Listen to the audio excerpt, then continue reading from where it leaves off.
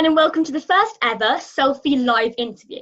So this is a really momentous event in our Cellfie project, and it's only fitting that we have an incredibly important guest, Dr. Anne-Marie Imafidon, who is the founder of the huge company STEMx. So thank you so much for being here with us today, and if it's all right with you, we'd love to ask you a couple of questions which are related to STEM, your career, and then just other general things which, if it's all right, you could answer for us. Sure, hit me. Thanks for having me. Do you want to take it away? Okay, so the first question is, what inspired you to start STEMx? So I have always been a girl and I've always been into technology and maths, and that's always been my thing, and I didn't realise that that might be strange to other people. And so STEMx I started because I wanted all girls and different types of young people to know that technology is something they can do, something that will be fulfilling to be a part of, and also if you don't know anyone, come along to a STEMx event and you can get to meet lots of different types of people and understand all the options that you have across STEM. Wow, that's incredible. It's such a great... That's why we almost wanted to start up Cellfie as well, because for us it was really important to kind of inspire our sisters, but not only but obviously because we have a big passion for STEM and all the related subjects, and we wanted to show that anyone can do it. You don't have to have family members in the areas. You can just think, well, this is my passion, I'm going to go for it. Exactly. What do you hope that the STEMx will achieve by 2050? Oh, sorry, say that one more time. What do you hope that the STEMx will achieve by 2050? 2050, gosh, that's a long time away. I hope we won't have to exist anymore by 2050. I genuinely hope that this STEMx will be like, yeah, that's it, there's no problem anymore. We're going to go and live on an island somewhere or stay at home. I hope that by 2050, it won't be strange anymore for you to say that you're a girl that's interested in STEM, and no one will give you that look of, oh, well, wow. Or teachers or parents won't be like, oh no, you don't want to get your hands dirty if you stay in STEM. So that's what I hope by then, or that we'll see ourselves more on television. Yeah, that would be amazing. That life would just be better STEM-wise. So what has been your favourite moment in running the STEMx and creating it? Oh, it's really hard to pick one. It's like saying choose your favourite child, trying to pick my favourite moment. So I've had lots of great moments. I think anytime I am with any girls, young women, young people, I really enjoy understanding how you think and what makes you tick, and seeing you create things from your mind using STEM. So a couple of years ago we did, and we're going to run it again virtually this summer, but a couple of years ago we ran a program called Outbox that was all about STEM and entrepreneurship and business. And one of my favourite moments was when we had like a pitch day. So we had investors and funders that came. Wow. And all the girls were able to pitch their ideas and their startups and their business models and their creations to these investors for real money to be able to grow them.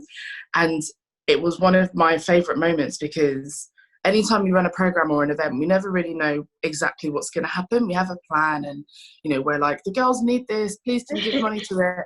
And everybody blew me away. Like, I was so impressed with what everyone had come up with, and we'd been living with them while they'd been working on this. And so there were some people that completely surprised me on the day.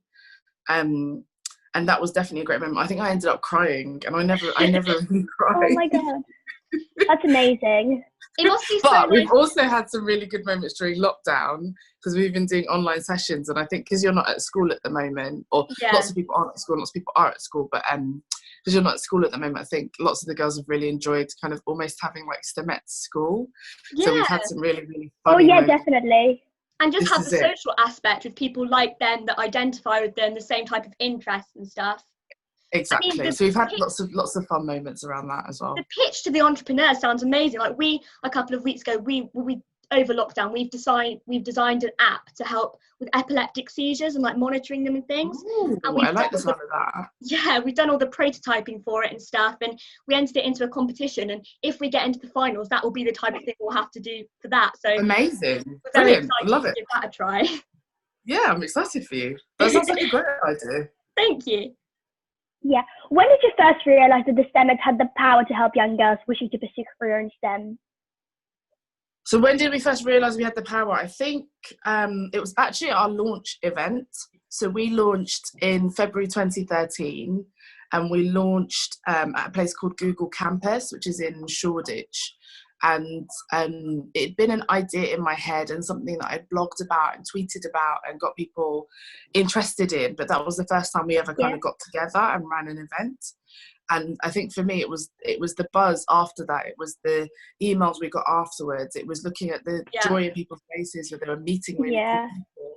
And I was like, wow, okay, maybe this is a thing. Maybe free, fun food is one of the answers. That always sounds good, to be honest, to us. Yeah, that's really inspiring as well. Just wanting to do something more in life, yeah. And it must be so heartwarming to see how much of a difference you're making to young girls' lives, because it's really nice for us. I mean, obviously we're girls that have been inspired by work that you and others have done, and it's nice to see that there's a world out there for people like us. There are people out there that are going to facilitate us and help us achieve our dreams. I'm glad, and that's why I do it. And I think if no one came or if there was no response, then it wouldn't be good work, I guess, and also there would be no satisfaction in it. But I think you're right, it's being able to kind of see people doing things, or even starting careers and calling us up and be like, Amri, I got the job and I'm here and it's great and I told them all about you, wait, then the company's gonna and I think things like that are quite nice, because then you know it has an impact, but then it's the knock on, and it means that then, like that question you asked about 2050, by the time we get to 2050, there's more of a chance I won't have to still be doing this. Definitely. So in the future, what do you think will be the indicator that will show you that STEM has been made truly diverse? So there's lots of different indicators. I think the main one is from the ONS, which is the Office for National Statistics. And they put out stats every year about everything. But in particular, they have ones about the STEM workforce, and they also have ones about STEM education, which I think they also do at the Department for Education. So I think for us, those are going to be two of the indicators. But I think the other thing is going to be seeing STEMettes in lots of different places. So whether it's in the newspapers or whether it's on TV shows, fictional and non-fictional, in a way that it doesn't have to be I can't believe Doctor Who is a black woman. It's like of course Doctor Who is a black woman. Of course we've got the chief scientific advisor that's helping on X, Y, and Z. Of course there's a woman there. So I think it will be that when it's it's of course. Where don't you know women do that? The women are going to be in those positions. Exactly. Rather than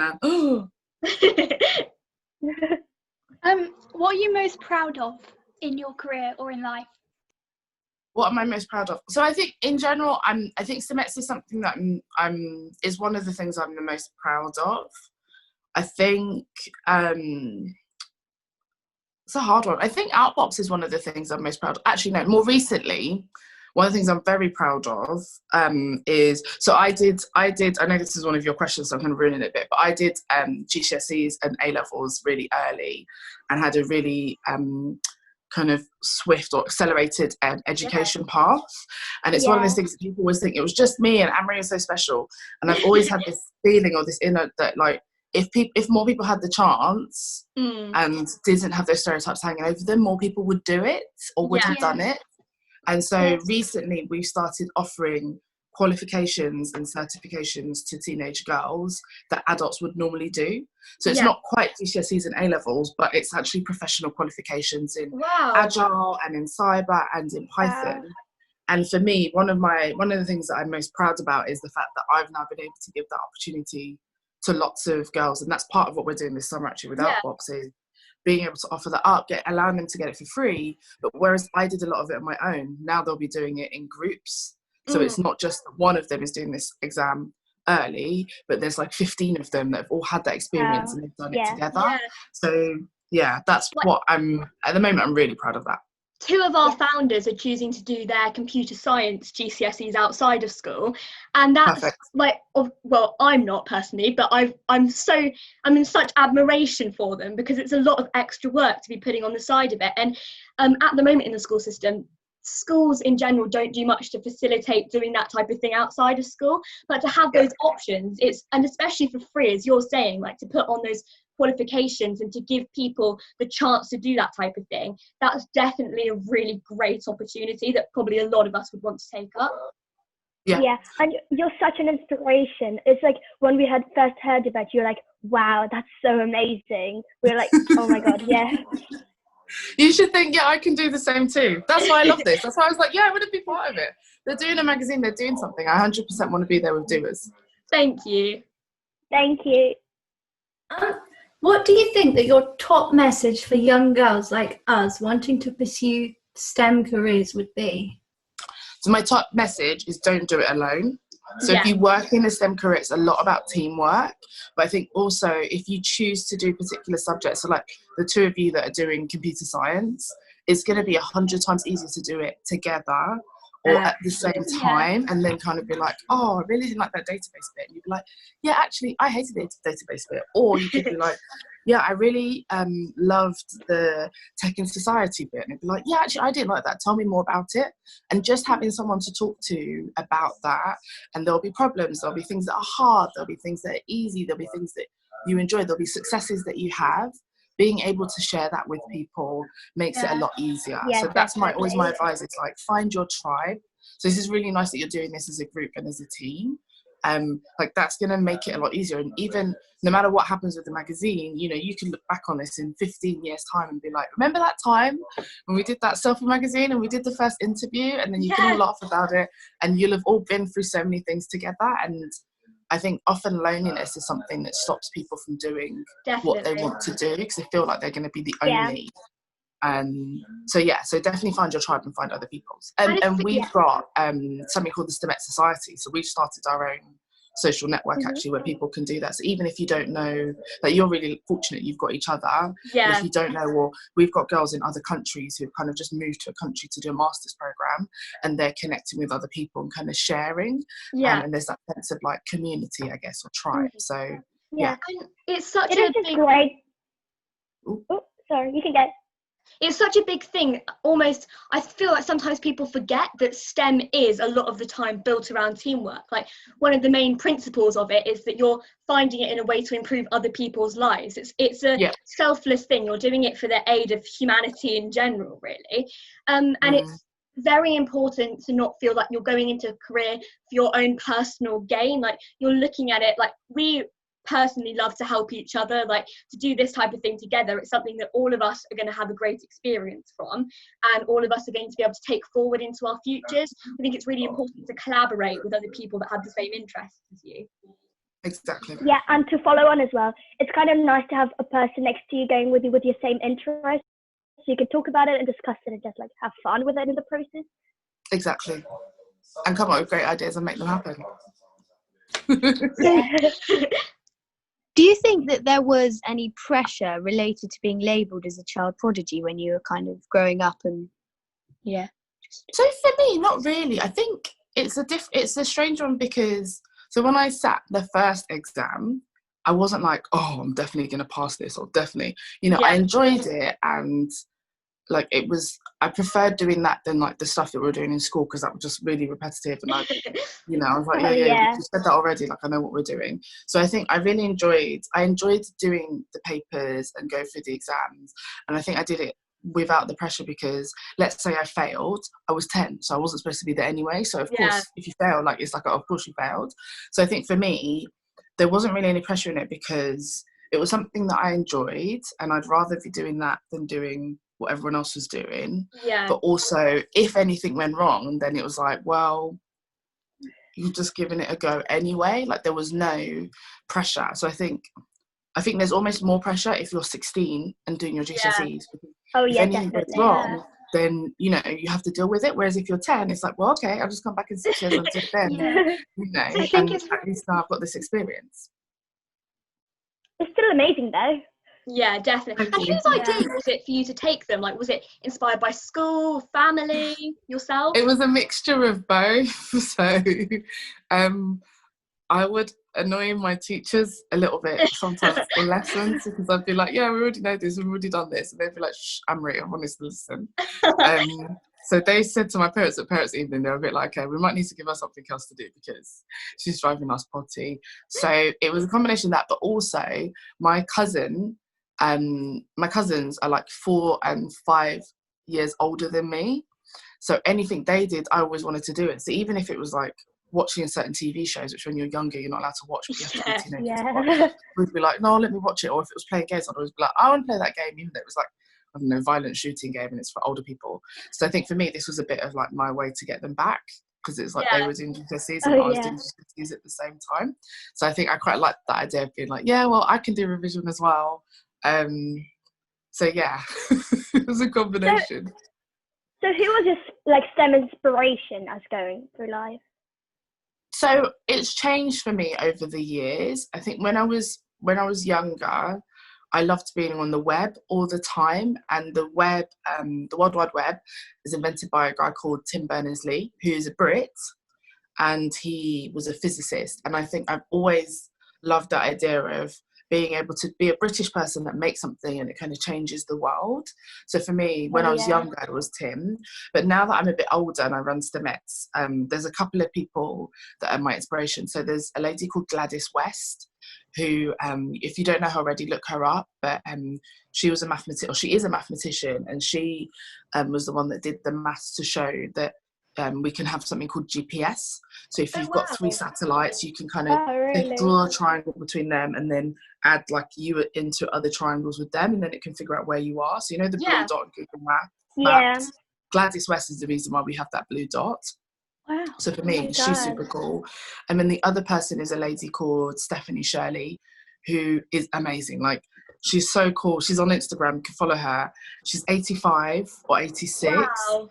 And she like ran a company. It was all women at their kitchen tables across Britain, and it was in the 1960s, and they all coded lots of different things. So like the black box for Concorde, and they did so well. And she she took on the nickname Steve, so that then when she's going to business meetings, she could be like, yeah, Steve Shirley's coming. And then she'd turn up and they'd be like, what? But this is a woman, we're waiting for Steve. And she'd be like, I'm Steve.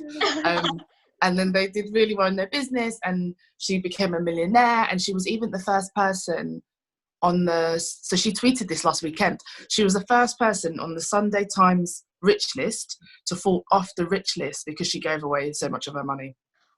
I think I saw an article on that.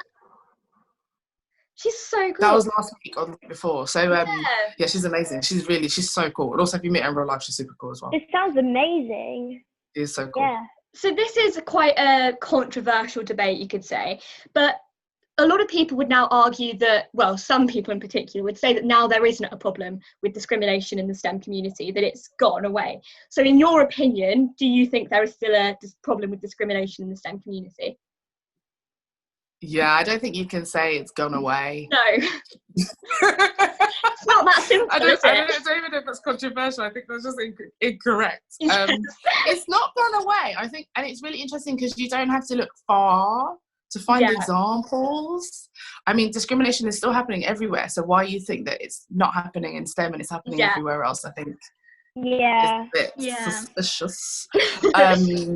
So there's lots of discrimination, but I think it's one of those things where it's reducing, and also you banding together. This is why I say it's so important to have a tribe and have people that you're doing things with. You banding together means that you're more likely to be able to, even if you're not fighting against the discrimination, you're more able to deal with it and kind of make the most of a situation. So there are certain places where, so like a friend of mine, she's an engineer, and when lockdown started, her company, or a company she knows, put out and said, well, all the men can carry on working because their wives will look after the children who have to stay at home now. No. And she tweeted and was like, what is this email going on? And everyone was like, no, you can't say that. So I think it's one of those things where people now are getting more and more comfortable with calling out discrimination when they see it, And Yeah. also Yeah, people are definitely. more so now priding themselves if they have a space that is not discriminatory and is inclusive. They're more like, yeah, actually come and join us, come and work with us. We'll let you, you know, work from home, or we have lots of women on our board and in our senior management and we listen to them, or, you know, there's lots of different options. So I think that's the thing that is helping to kind of counter that. And it means And that the places where they do discriminate are going to end up having fewer people there and end up losing out, and the places where they don't are going to end up growing. And there are a lot more Yeah, definitely. platforms now to facilitate people sharing their experiences and like working together and to support each other really, and just to buoy each other up and say, actually, you're working, you're just as good as everyone else, keep going, keep fighting against it, we're all in it together, which probably Do not wasn't suffer in silence. yeah, definitely. What would you change about the STEM community if you could change anything? Ooh.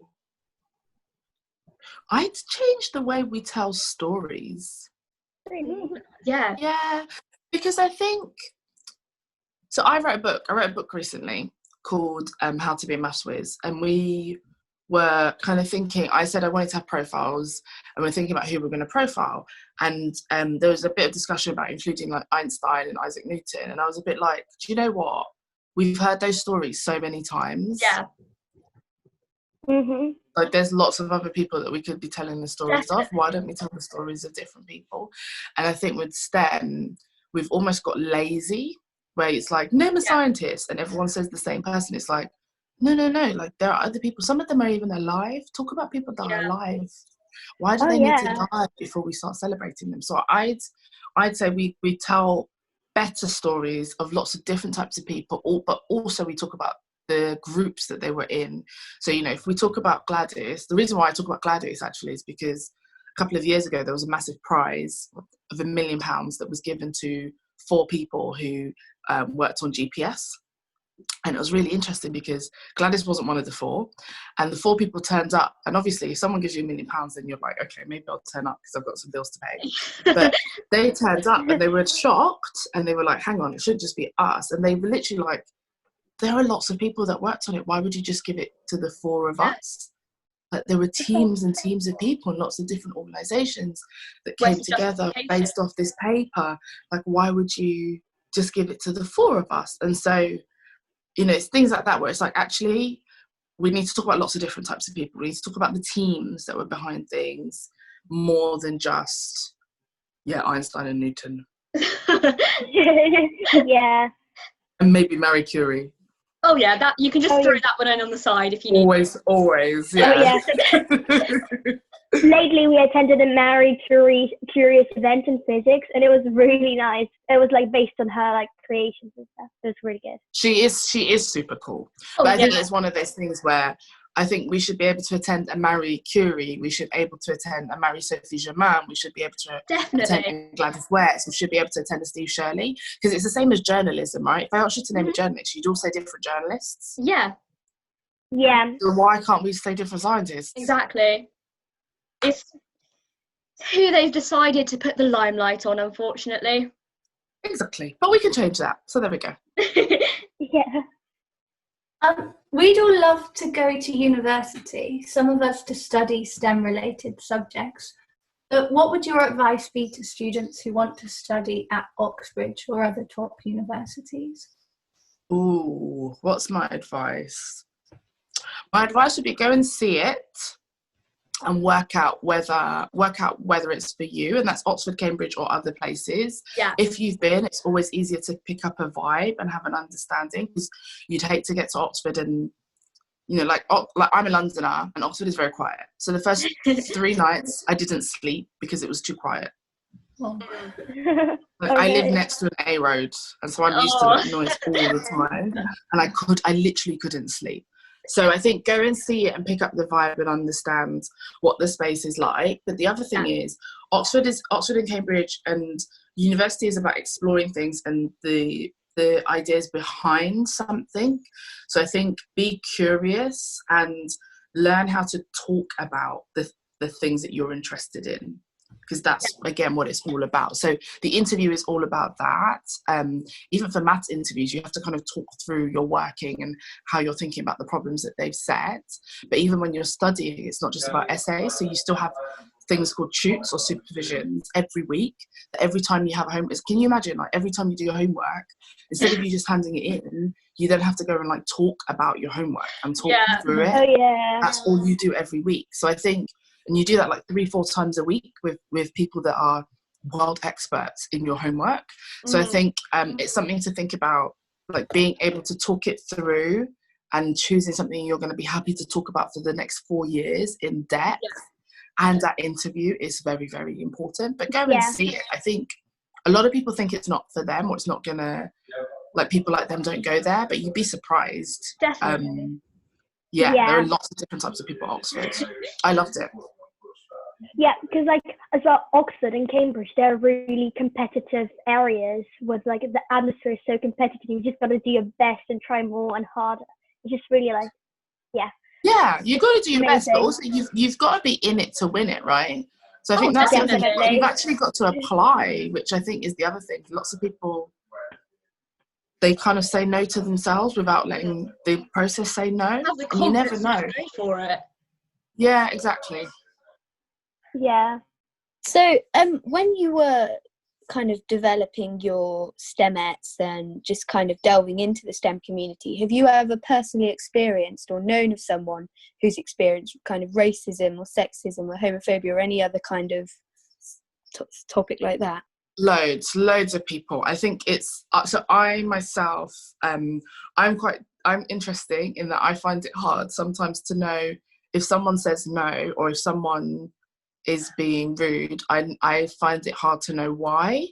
So I'm still, I mean, I'm not as young as you, but I'm still like young, and I'm black, Oh and yeah. I'm a woman, and I'm from East London, and I'm kind of chill, and I have grey hair, and all these things, and I love Nando's, and all these things about me that are kind of different. And so if someone ends up saying no to me, I never know which of those things is the thing that they don't like. But also there's a lot of, like, I can't change any of those things. Like, I can't change, I'm not going to change that I'm a woman. I can't change that I'm black. I can't change that I'm young. Why It's should not you? my fault. When I was born, I wasn't even in control. Exactly. So I think it's one of those things that, for me personally, I'm always like, do you know what? If you're discriminating, that's your problem. It's not really my problem. Definitely. Like, there will be another university I can go to. There'll be another job I can get. There'll be another program I can be on. There'll be So somewhere actually, else that really wants you for you. Exactly. And I think that's the thing. When we talk about confidence, it's always important to know, what's your value? Like, what is it that you're good at? Where are you comfortable?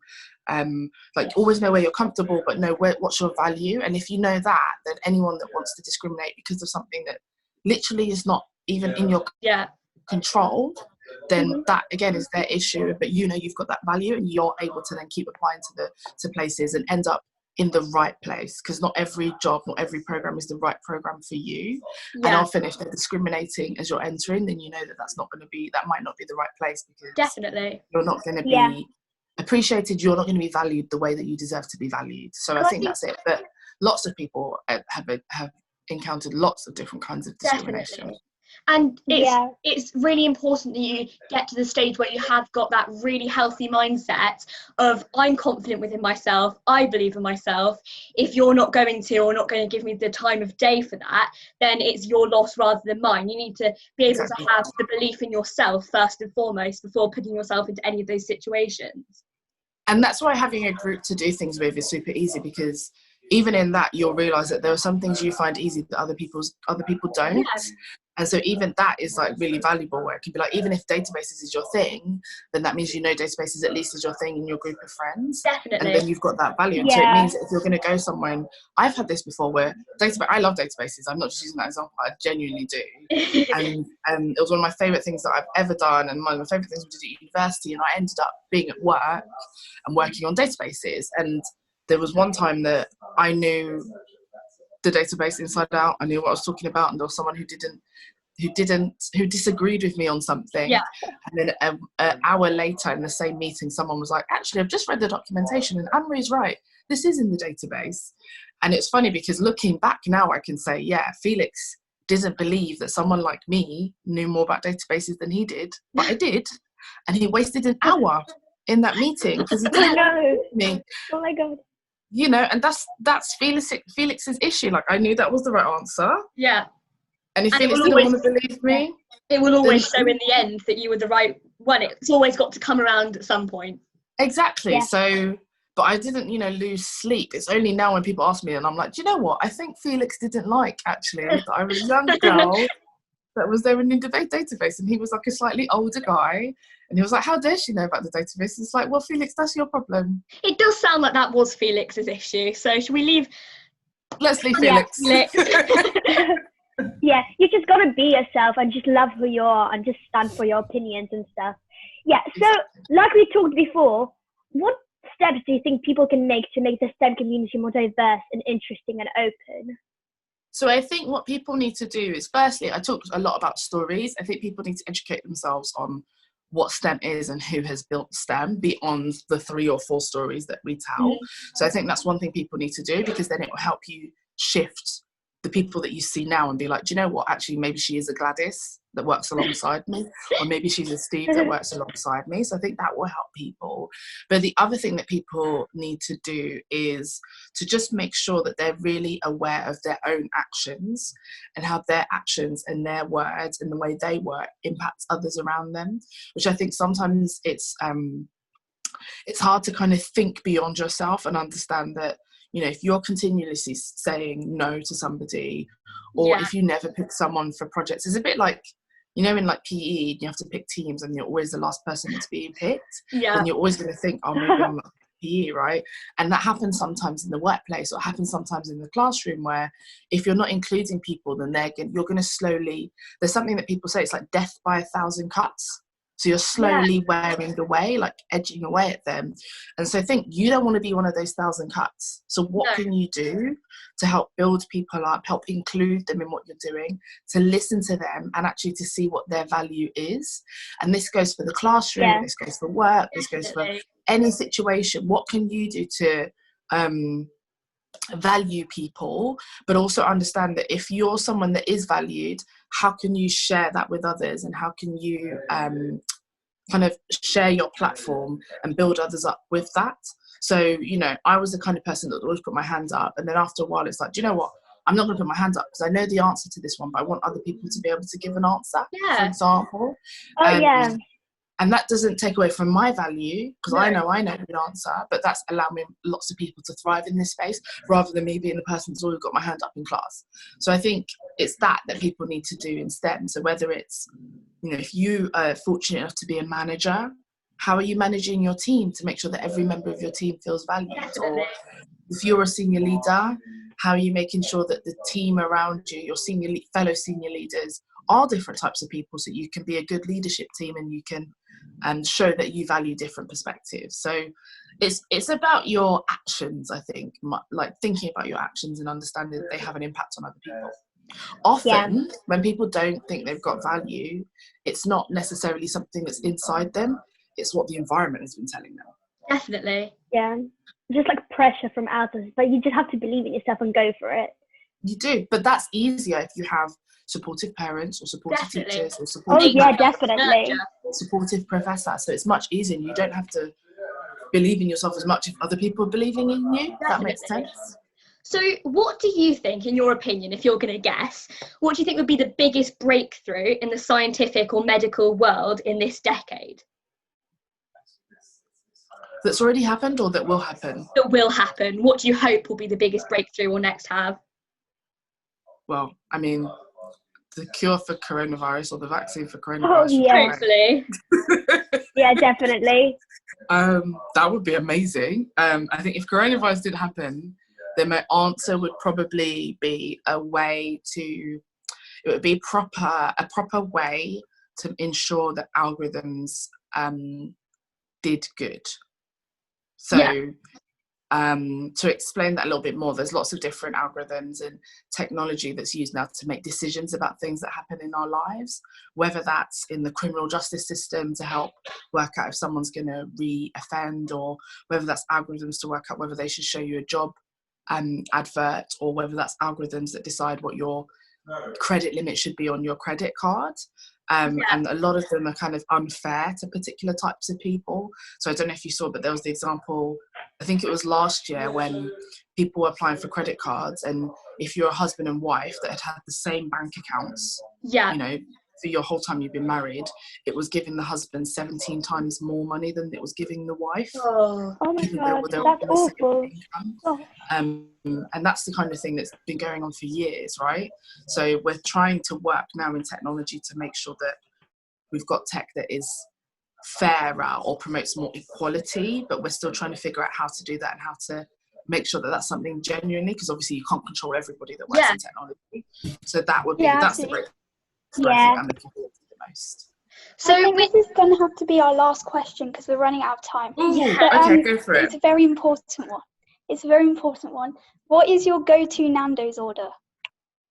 So I'm vegan now. So my go-to, So my go-to is veggie cataplana. It's so funny. Everyone says that, and I'm like, when I was growing up, my best friend was vegetarian, and she loved Nando's. That was her favourite place to go to. So they've got veggie cataplana. So I do have veggie cataplana, but also peri peri chips are bae. Oh, they're so good. Have you ever got, like, you know, you can get the Nando's sauce from like supermarkets, and you can do it at home and stuff. I've got it, and I've got the peri salad at home. Good.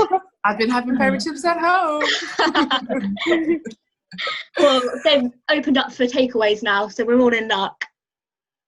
They have, although I don't know, I'm still iffy about a lot of it. I think just because you can do something doesn't mean you should. And I think with this lockdown, exactly. I think just because they said open businesses, which I get because people need to pay bills and earn a living, I completely understand.